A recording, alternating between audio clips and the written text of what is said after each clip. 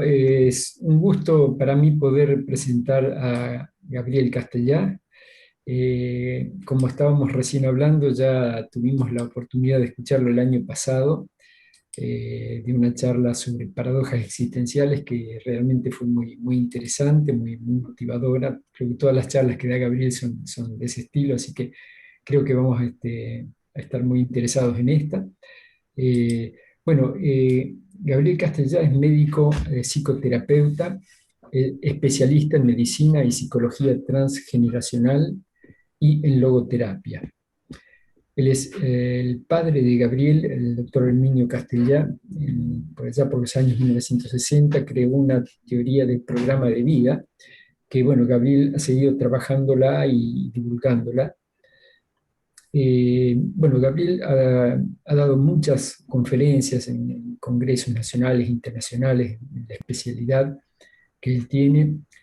Ha dictado también muchos cursos, seminarios dirigidos a profesionales de la salud y para el público en general, no solo acá en Argentina, sino en muchos países de Sudamérica, en España, Italia, México. Así que, digamos, tiene una labor muy importante en la parte de divulgación. Es autor de 13 libros, 12 ya están publicados y uno está en vías de publicación. Entre ellos, bueno, La concepción y el sentido de la existencia son 2 libros. Eh, digamos, otros 2 libros sobre enfoques para una vida más sana. Hay un libro cuyo título es Paradojas existenciales, que es el título de la charla que tuvimos la oportunidad de escuchar el año pasado. Otro que se llama 20 formas sanas de responder al insulto, padre autoritario, padre permisivo y padre con autoridad. Bueno, en fin, yo creo que todos los temas que ha ido tocando Gabriel son muy interesantes para todo tipo de público y realmente muy motivadores. Así que bueno, no quito más tiempo, le agradezco entonces a Gabriel que tengamos la oportunidad de tenerlo nuevamente aquí en el Ateneo y bueno, le cedo el micrófono. Adelante, Gabriel. Gracias. Muy agradecido, Victorio. Lo mismo a todos ustedes, integrantes del Ateneo, amigos de la ciencia. Y yo quisiera que Victorio siga hablando, así, porque todavía no superé los miedos con que siempre siento antes de iniciar una charla. Y como no se me fueron del todo, Victorio, si podés, seguir expandiéndote, aunque toques otros temas. Bien, ahora dejando toda ironía de lado. Les voy a hacer una pequeña introducción al tema, que no tiene que ver exactamente con los miedos, sino con una reflexión muy lúcida de Carl Jung. Jung decía esto: para que nuestra conciencia pueda orientarse en el ámbito psíquico, tiene 4 funciones o 4 facultades primordiales. La primera de estas funciones es la sensación, o si quieren también la percepción.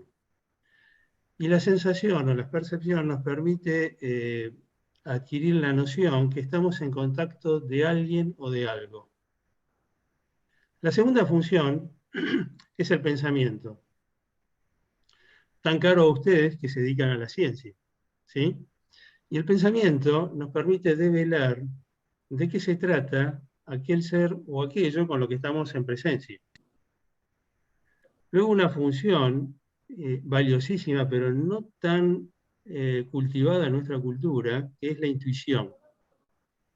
Y la intuición nos permite develar de un modo casi inmediato, aprehender, con H en el medio, de dónde procede y hacia dónde se dirige ese ser o aquello con lo que estamos en contacto.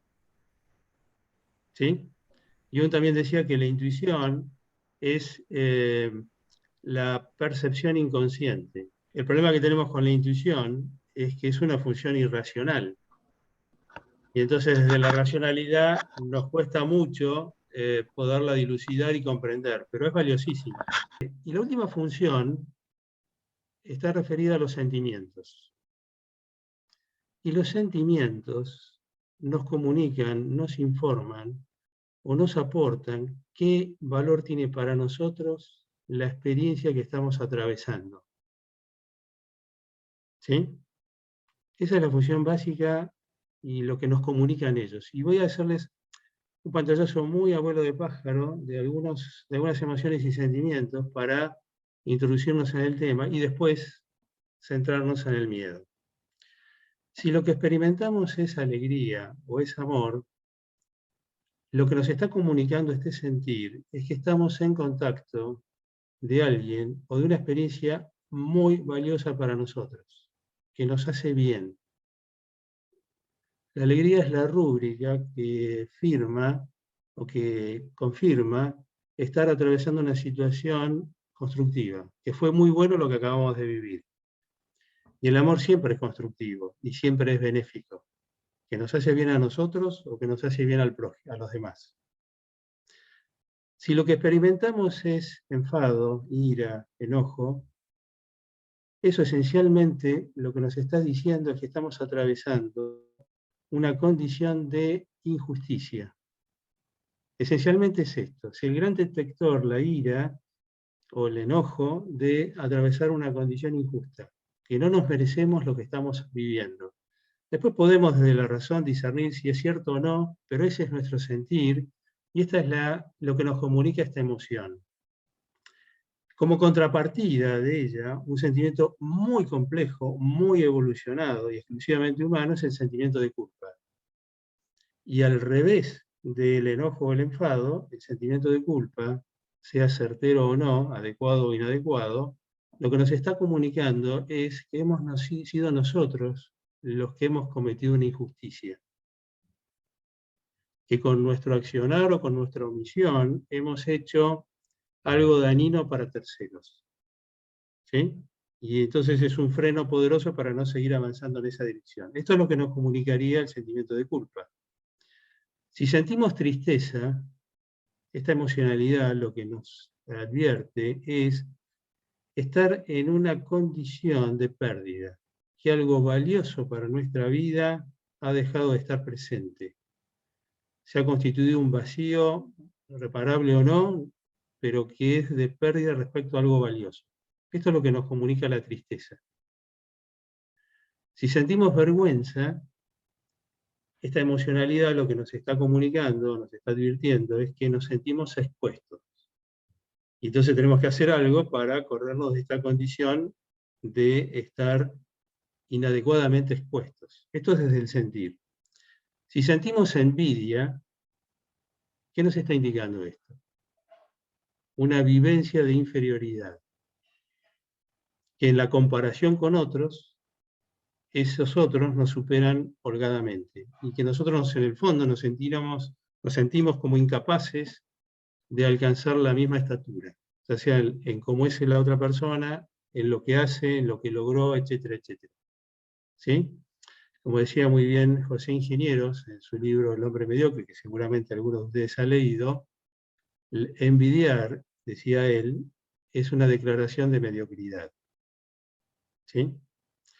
Si sentimos admiración como contrapartida, a la inversa de la envidia, si bien hay un reconocimiento y que la otra persona está en una condición de superioridad, estamos orientándonos en alcanzar un estatus similar, en poderla emular, en mostrarnos el camino que podemos recorrer y alcanzar una condición similar. Por lo tanto, cuando admiramos estamos en un sentido ascendente, mientras que cuando envidiamos estamos en una orientación descendente para nuestra vida. ¿Se les ocurre alguna otra emoción que quieran ver así de muy abuelo de pájaro? Que no haya mencionado. Si no, vamos al miedo. ¿El deber? ¿Cómo lo vemos? Pero el deber es un sentir. Uno a veces siente que, no hablo de una deuda, no, por supuesto, sino El deber está asociado con el cumplir con una responsabilidad, y eso puede ser que lo sintamos y no está mal. ¿Sí? Pero el deber en sí mismo es una emoción o un sentimiento. No, de acuerdo. ¿Sí? Lo cual no cuestiono el que nos sintamos con la necesidad de cumplir con nuestra palabra, cumplir con el deber. ¿Sí? La palabra promesa, como vimos y recuerdan el año pasado, está asociado con compromiso. Y me desvío un instante del tema a partir de la inquietud que plantearon. ¿Saben el origen etimológico de la palabra obligación? Porque suele haber un divorcio bastante grande entre lo que sentimos frente a la obligación y lo que en esencia y etimológicamente implicaba. Ove larga, el prefijo ob, está asociado con en virtud de, y es obligare. Entonces una obligación sería aquello que en virtud de lo que nos une, sería bueno que cumplamos o llevemos a cabo. Y esta condición le da un resquicio y un margen a la decisión personal y a la libertad que cuando sentimos la obligación como una cosa forzosa, que nos vemos como una imposición de tener que cumplir y no podemos evitar, pierde. ¿Se comprendió lo que acabo de decir o cómo lo anuncié? Bien. Y así, una de las sensaciones que se puede despertar, los sentimientos más profundos, es miedo a la responsabilidad, por lo que implica como consecuencia. Pero ese es un tipo de miedo. ¿Qué nos comunica el miedo? Que es el tema que nos propusimos desarrollar hoy. Es una de las emociones básicas comunes al 100% de la humanidad, así que aunque ustedes no puedan poner en palabras, les cuento que todos ustedes, en más de una oportunidad a lo largo de toda la vida, han experimentado miedos. Por distintas razones, a partir de distintos fundamentos, pero invariablemente, porque es común al 100% de los seres humanos, no hay distinción etaria, no hay distinción social, no hay distinción de ningún otro tipo. Y en todas las etapas de la vida, distintos miedos nos van de alguna forma atravesando, se nos van presentando. Y el miedo, las 4 emociones básicas, no sé si esto lo saben, son el miedo a la cabeza, la tristeza, la alegría y el enfado, o el enojo, o la ira. ¿Sí? Esas son las 4 emociones básicas comunes al 100% de los seres humanos. El miedo es aquella emoción que se despierta en nosotros cuando nos vivenciamos en amenaza, nos sentimos en riesgo. Entonces, ¿qué nos está comunicando el miedo? Que estamos en una situación de peligro. Puede ser real o supuesta esa condición. Pero lo que ayuda a despertar, no sé si saben que la palabra emoción está vinculada con movere, que en latín significa movimiento. De ahí surge la palabra mover o motor en castellano. Entonces las emociones nos ayudan a que nos movamos en dirección acorde a lo que esa emocionalidad nos está comunicando. Si la emoción del miedo nos está informando, nos está diciendo que estamos expuestos a una situación peligrosa, pues bien, que tomemos las medidas necesarias para ponernos a resguardo. Y de alguna manera, la emotividad del miedo ayuda a anticiparnos a lo peligroso que podemos llegar a enfrentar. Con lo que acabo de decir, ¿el miedo es un amigo interior o es un enemigo interior? Me parece que es obvia la respuesta. Porque, o disienten. Ambas. Puede ser un amigo, un aliado o un enemigo. Depende cómo No. Siempre es la misma condición. Lo que puede ser sentido por nosotros es que a veces lo creamos, que sintamos en el sentido de creer que es un aliado y otras nos parezca que es un enemigo. Pero siempre la respuesta es la misma. Si yo les pregunto a ustedes, ¿de qué color es el agua del Río de la Plata? ¿Qué me responden? O el agua del río Mendoza, ya que muchos de ustedes están en esta provincia. ¿De qué color es el agua del Río de la Plata o del río Mendoza? ¿O del río Paraná? Marrón, oscura. La respuesta sería incorrecta. Esa es la apariencia. ¿Hay algún agua que no sea transparente? No. Y la respuesta es no. El agua del Río de la Plata es transparente. Y la tonalidad marrón tiene que ver con el lodo del fondo más las partículas en suspensión. Pero el agua es transparente. ¿O estoy engañándolos? No, está bien. Está correcto. Bien. El miedo siempre es una emoción que tiende a nuestro bien. Si la finalidad es la protección, ¿es bueno o es malo que nos protejamos? La intención siempre es benéfica. Ahora, Bueno. entonces siempre está para bien. Y si está para bien, debería ser asumido como un enemigo, o como un amigo. Como un amigo. Un amigo. Bien. Entonces siempre el miedo, después vamos a ver la distinción entre miedo sensato y miedo insensato, pero siempre el miedo es un aliado interior para que sepamos cuidarnos, a nosotros o a los seres queridos. ¿Sí?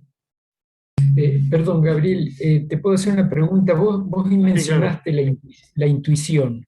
Sí. ¿El miedo tiene que ver con la intuición? Porque el miedo sería, digamos, estamos presuponiendo que hay una condición que nos va a hacer daño, de ahí viene el miedo, ¿no? ¿Tiene algo que ver con la intuición? No, nada que ver. En algunas oportunidades pueden asociarse, pero en esencia no. El miedo, hagamos otra pregunta. ¿A qué tiempo refiere el miedo? ¿Al pasado, al presente o al futuro? Al futuro, pareciera, al futuro. De ninguna manera. Presente.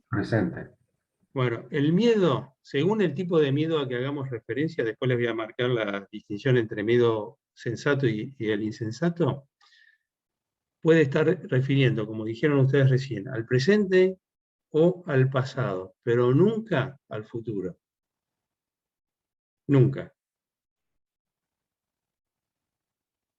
Es una apariencia que el miedo nos previene de lo que ocurrirá. Eso es una apariencia, pero no es la verdad. Después se los voy a... O permítanme esta analogía. Imaginen ustedes, ¿se acuerdan las salas cinematográficas, sobre todo las de antaño, que eran muy grandes, con butacas a los costados y el pasillo central? Vamos a suponer que presenciamos una película, o intentamos ir al cine para presenciar una película, y que llegamos con la función ya iniciada. ¿Sí? Ya está comenzada la película. Y vamos caminando por el pasillo central tratando de procurar una doble atención. Por un lado, no nos queremos perder nada de la película, para eso estamos, y estamos también atentos a qué lugar, qué butaca está vacía dentro de la sala para podernos sentar, y nuestra intención es más o menos por la mitad de la sala. Y entonces la idea es la siguiente.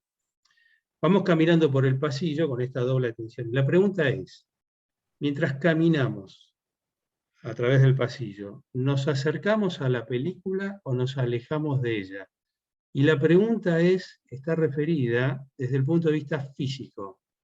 Es decir, nosotros con nuestro cuerpo, ¿estamos acercándonos a la película al caminar hacia adelante o nos estamos alejando de ella? ¿Qué opinan? Si nos acercamos a la pantalla, nos estamos acercando a la película, físicamente. Esa es la apariencia. Esa es la percepción o la sensación perceptiva que tenemos. Pero la película se encuentra en la pantalla. Ahí se proyecta la película. Sí. Pero ahí no está la película. La pantalla ciertamente está delante y se proyecta allí. Pero la película está en el proyector y está atrás nuestro y arriba. ¿Es correcto o no lo que estoy diciendo? Sí, correcto. Muy bien. Correcto. Con los miedos insensatos pasa exactamente eso. Son una proyección de la memoria.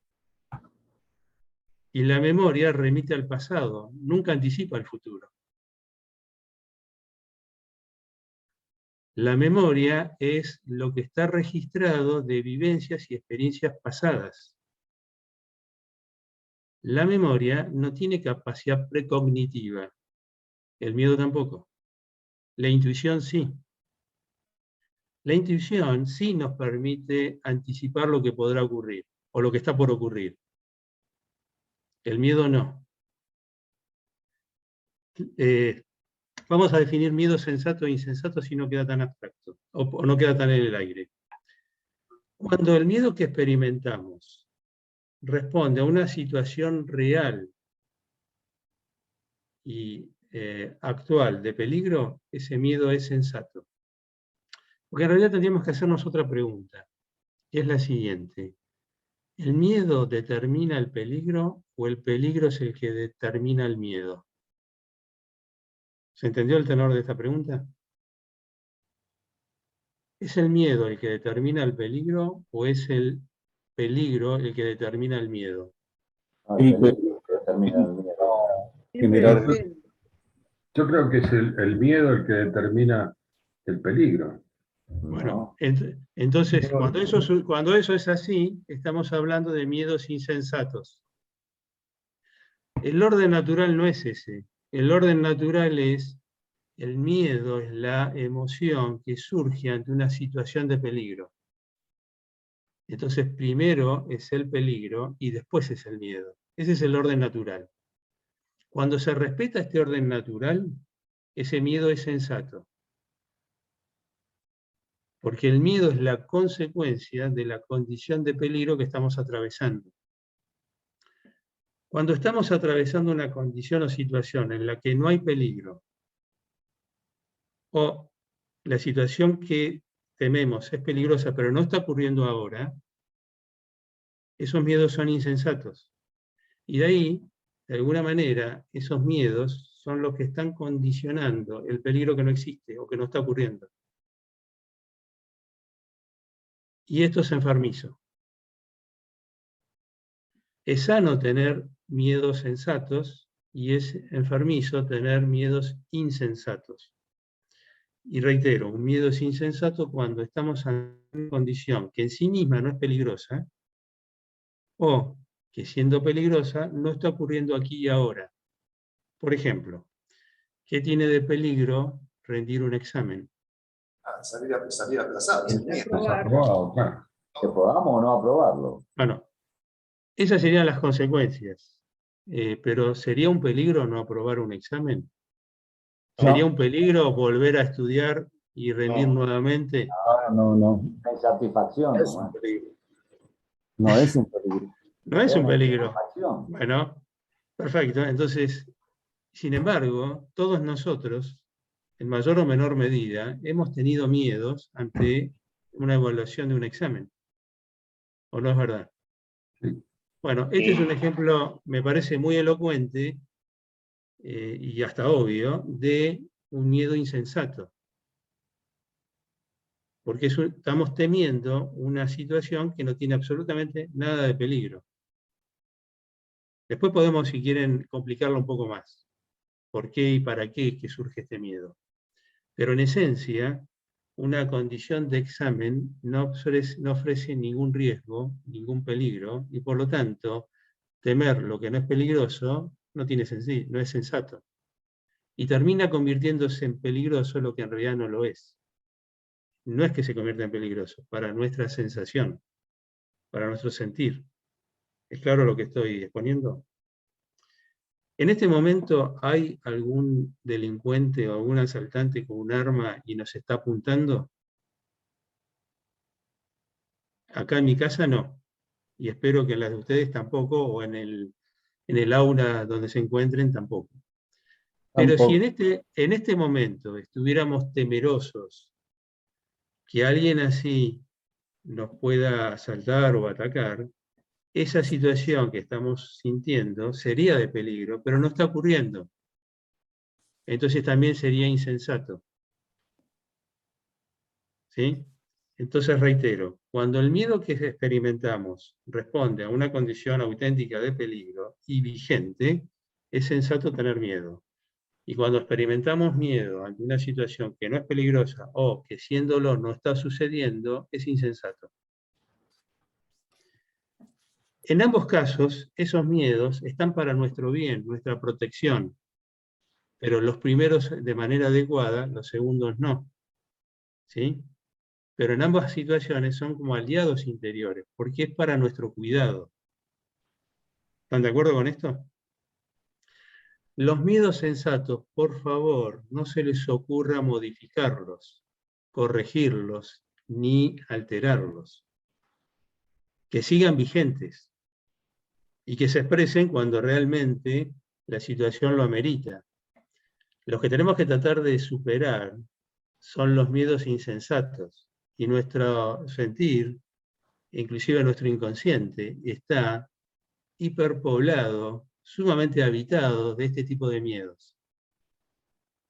En un punto, se los digo como profesional, yo le agradezco que esto sea así. Ustedes conocen el hombre que decía, yo no le deseo mal a nadie, pero que trabajo no me falte. Y era un funebrero el que decía esto. ¿No? Bien. Yo les estaba planteando algo parecido, porque alimenta o nutre mi posibilidad de ejercicio profesional. Pero la verdad es que todo lo que hagamos por superar los miedos insensatos será muy bienvenido. Pero no corrijan los miedos que sean sensatos. Y ahora les hago una propuesta, o les hago un planteo. ¿Les parece sensato combatir los miedos insensatos? Sí, sí. Yo creo que sí. Bueno, lamento decirles que disiento con ustedes. A lo mejor lo lamento por mí, que me siento en minoría. Pero lo concreto es que es insensato combatir a los miedos insensatos. Les hago otra pregunta. ¿Cuál es el principal miedo que deberíamos superar? La muerte. No, ese no es el primero. Sí sería bueno superar el miedo a la muerte, estoy de acuerdo, pero no es el primero. No Al enfermarnos, sufrimiento. no Tampoco, enfermarnos. tampoco. Sería bueno superar el miedo al sufrimiento, estoy de acuerdo, pero no sería el primero. Si no responden, no podemos seguir. El miedo al tener miedo. No El entendí. miedo, El miedo a el qué? miedo a la El miedo a vida, tener miedo. el miedo a la vivir. vida, por supuesto que sería, El miedo a lo desconocido. sería imprescindible superar el miedo a la vida. Voy a hacer un muy breve paréntesis. Ustedes que les gusta tanto la capacidad de razonar, y está muy bien que la entrenen, el miedo a lo desconocido implica una contradicción del punto de vista lógico. ¿Se dan cuenta por qué? ¿O lo subrayo? ¿O lo pongo en evidencia? Lo subrayo. Muy bien. El miedo siempre implica un conocimiento. El miedo es el conocimiento de lo peligroso. ¿Están de acuerdo con esto? Sí. Muy bien. Si yo sé que lo desconocido es peligroso y por eso le tengo miedo, es una contradicción lógica que sea desconocido, si ya sé que es peligroso. Ahora, si realmente es desconocido, ¿cómo sé que es peligroso? No puedo saberlo. Tenerle miedo a lo desconocido significa saber que lo desconocido es peligroso. Y eso es una contradicción, porque entonces no es tan desconocido. Lo que sí puedo decirles es que hubo situaciones desconocidas en el pasado que resultaron peligrosas. Y es a eso a lo que me aferro cuando le tengo miedo a lo desconocido. Pero si realmente es desconocido, no puedo saber que es peligroso. Por eso es una contradicción. Gabriel, hay gente que le tiene miedo al cambio, porque desconoce lo que puede venir, y prefiere conservar el Sí, status. por supuesto, pero ahí estamos en el mismo orden, porque cambiar no significa empeorar o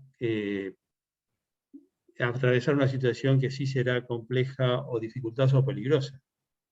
Entonces, todos estos miedos son claras manifestaciones de miedos insensatos. ¿Sí? Pero todavía no me han respondido cuál es el principal miedo, el primero que debe ser superado. Porque superar ese miedo habilita o incrementa la posibilidad de todos los demás. Y que Estar está enfermo. implícito. No, Miedo a equivocarse. no, estos miedos por supuesto deben ser superados, están muy bien, pero no es el primero. A decidir. Miedo al dolor, al sufrimiento. No, tampoco. Sigan participando, porque van bien en cuanto a la intención. Miedo. Miedo al miedo. Exactamente, esa es la respuesta. El miedo al miedo. Ajá. Cuando si ustedes me responden que sí, a combatir a los miedos insensatos, significa sí o sí que le tienen miedo a sus miedos, que tienen miedo de tener miedo, y que por lo tanto los viven como enemigos que deben ser destruidos. Pero díganme, ¿cómo van a hacer para disminuir sus miedos si recurren al miedo para tratar de tener menos miedo?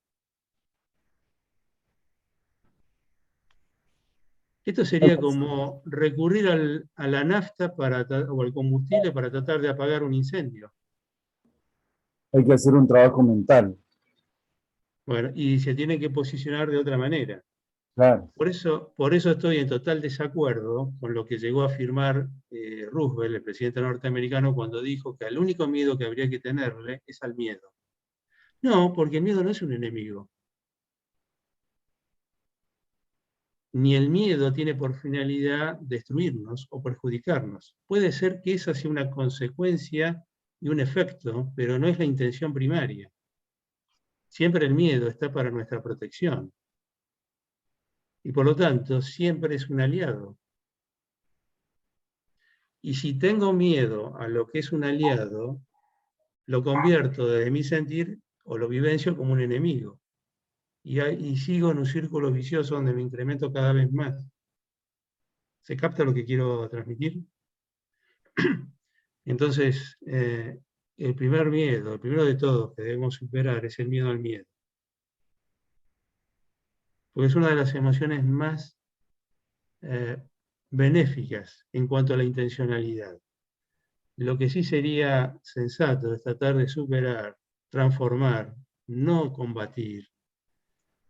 Tendríamos que reconocer, aprender qué nos vienen a decir, por qué y para qué están, cómo los podremos transformar, todos los miedos insensatos, que son muchísimos. Y todos los que ustedes enunciaron, los que mencionaron, el miedo al enfermar, el miedo a morir, el miedo a la vida, a decidir, a lo desconocido, al compromiso, etcétera, etcétera, es muy bueno que lo superemos, pero no teniéndole miedo a esos miedos. Así no va a ser posible superarlos. Permítanme una imagen muy burda. Todos nosotros estamos sentados. Intenten así, sentados como están, levantar la butaca o la silla en la que están sentados. Háganlo.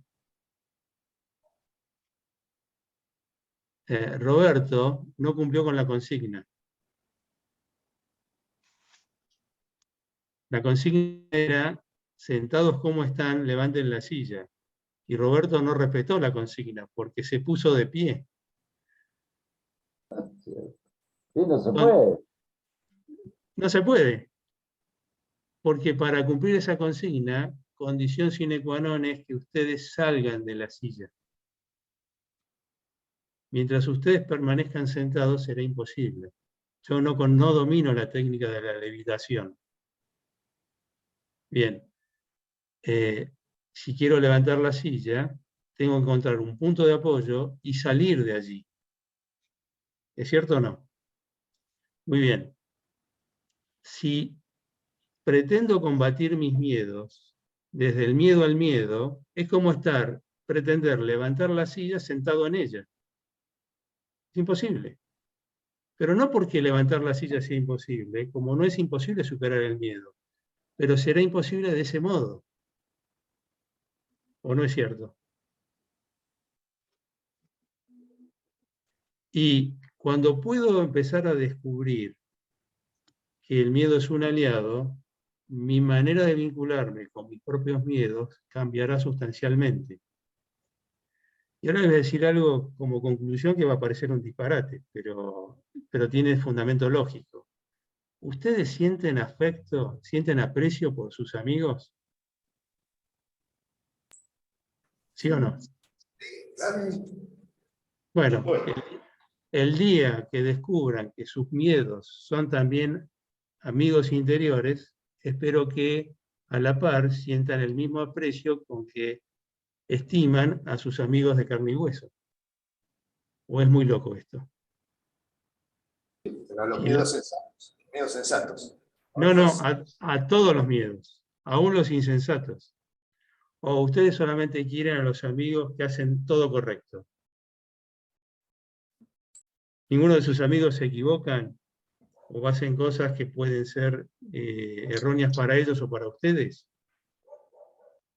¿O solamente los quieren a sus amigos cuando hacen las cosas bien?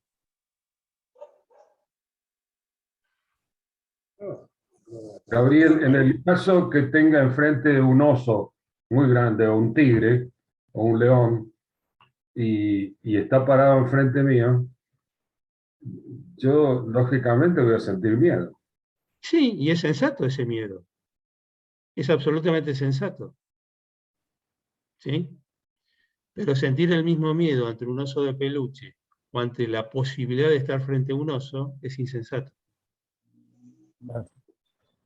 ¿Sí? Y lo que planteó Raúl me da pie para lo siguiente. ¿Los miedos son exclusivamente humanos? No. No. Los miedos son propios de todas formas de vida, especialmente animal y humana. Pero hay una diferencia sustancial entre los miedos animales y los miedos humanos. Mientras los animales sienten miedo en conexión con los peligros de la naturaleza, los humanos nos hemos apartado de eso, porque la condición humana implica la de seres culturales.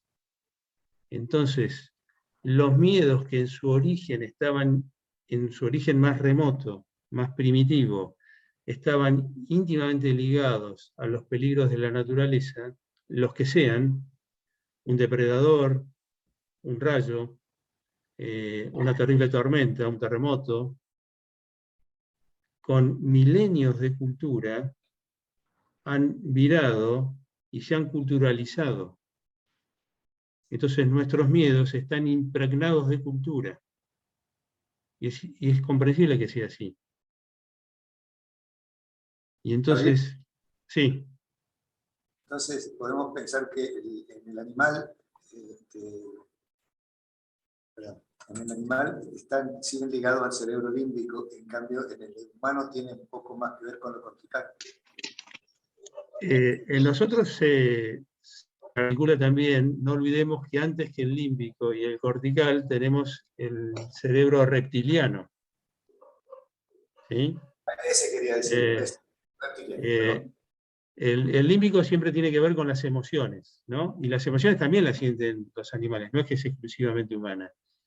Pero sí, por ejemplo, el miedo es una emoción común, pero está, como les estaba planteando, acompañando la evolución que tenemos los seres humanos.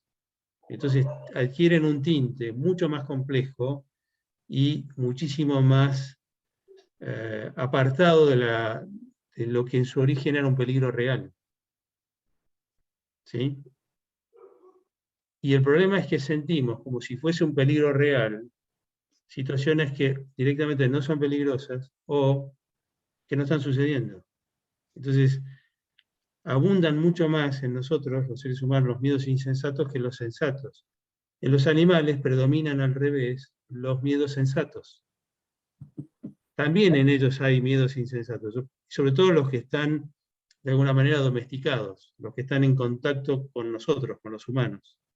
¿Sí? Después si quieren les doy, o les puedo dar un ejemplo ahora. Hace muchos años atrás, en un cumpleaños al que fui invitado de un familiar, estos familiares tenían como mascota una perra salchicha. Y en el cumpleaños había globos. Y les aseguro que con muy buena intención de mi parte, quise en un momento de la reunión, tenía la perra al lado, esta perrita salchicha, quise interactuar con ella y jugar con ella. Agarré un globo y pretendí pasárselo. Huyó despavorida. ¿Y por qué hizo esto? Yo me quedé asombrado. Si, conociendo mi intención y lo inofensivo que es un globo, ¿por qué huyó despavorida? Y me dije a mí mismo, para intentar comprender la situación, ponete en el lugar de la perra. No es que me agaché y me puse en el piso, ¿no? Sino imaginariamente. Y entonces ahí me di cuenta de este detalle. Yo no soy un gigante, mido 1,80 m, pero para la perra, que debía tener una alzada de 20 centímetros, sí debo haber parecido un gigante, además de extraño. Y el gesto que hice pudo haber sido interpretado como amenazador, ¿no? Agarré el globo con las dos manos y lo pasé con un momento leve, pero lo debe haber decodificado como un peligro, como una mole que lo iba a aplastar, ¿o no? Exacto. Y actuó en consecuencia, no del peligro al que estaba expuesta, sino de lo que parecía ser. Si seguimos complicando la situación, es muy probable que haya tenido alguna experiencia que le marca en su memoria algo que se le cayó encima y que la pasó mal. ¿Sí? Bien, pero lo que les quería dar al evocar esta imagen, donde ahí hay un ejemplo de un animal que da una respuesta insensata, aunque es bastante comprensible, la mayor parte de las veces, la inmensa mayoría de las oportunidades, actuamos como la perra. Y ante globos inofensivos, reaccionamos como si fueran moles que nos van a aplastar. ¿Sí? Y ahora les hago el siguiente planteo. Después quiero entrar en un terreno que me interesa más centrarnos en los miedos insensatos que en los sensatos, porque son los que debemos corregir. ¿Están de acuerdo? Sí. Bien.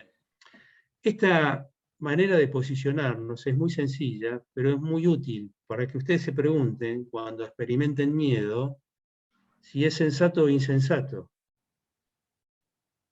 Y si le pasan lo mismo que a mí y a la inmensa mayoría de las personas que conozco, se van a dar cuenta que la gran mayoría de esos miedos son insensatos y por lo tanto se dispongan a hacer algo por corregirlos, pero no combatiéndolos, por lo que fundamenté antes. Bien, la pregunta que les iba a formular es la siguiente. ¿A cuántas personas paraliza el miedo? ¿O lo paralizan sus miedos? La gran mayoría. A la gran mayoría. Ok, respuesta incorrecta. Gracias. Muchas Sí, sigan participando. Depende de la naturaleza de interpretación de la situación. Por ejemplo, hay animales que frente al miedo, que se asustan, Sí, huyen. sí. Pero no, otros atacan, Ujú. enfrentan al elemento al cual ellos sienten miedo. Entonces, Totalmente de acuerdo. Y hay una tercera condición, que es la de paralizarse. exacto, Pero entre los seres humanos ocurre exactamente lo mismo.